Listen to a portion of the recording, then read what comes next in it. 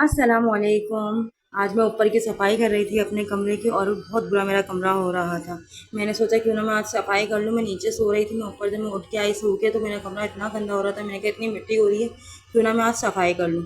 और मैं अपने कमरे की सफाई कर ही रही थी। मैंने कहा साथ साथ में मशीन भी लगा लेती हूँ। ये कपड़े थोड़े से भी ज़्यादा हो जाएँ तो एक उलझन सी होने लगती है, कितने कपड़े हो गए हैं और फिर ज़्यादा कपड़े धुलने में भी नहीं आते। तो मैं थोड़े थोड़े कपड़े होते हैं तो मैं फ़ौरन से धो लेती हूँ। और साथ मैंने देखा ऊपर हमारे मज़दूर काम कर रहे थे बजरी सीमेंट वगैरह का, तो उसका बहुत ज़्यादा मिट्टी धूल हो रही थी।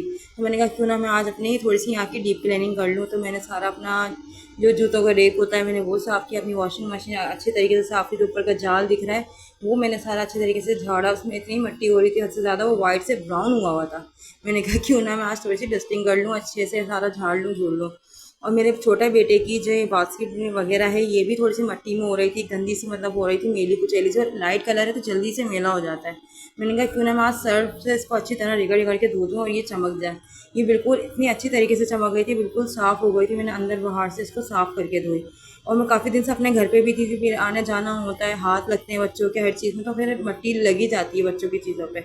और बच्चों की चीज़ों की तो वैसे भी सफाई रखनी चाहिए क्योंकि फिर ज़रा सी बच्चों को बहुत जल्दी लगता है।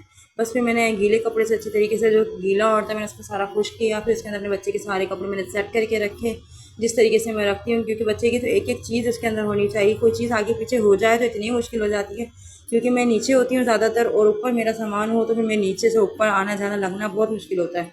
तो मैं बच्चे की सारी चीज़ें अपनी नीचे ही रखती हूँ, जो ज़रूरत की चीज़ें होती हैं मैं थैली में ऊपर रख के ले आती हूँ। मेरा कमरा ऊपर है मगर मैं बास्केट वगैरह नीचे रखती हूँ।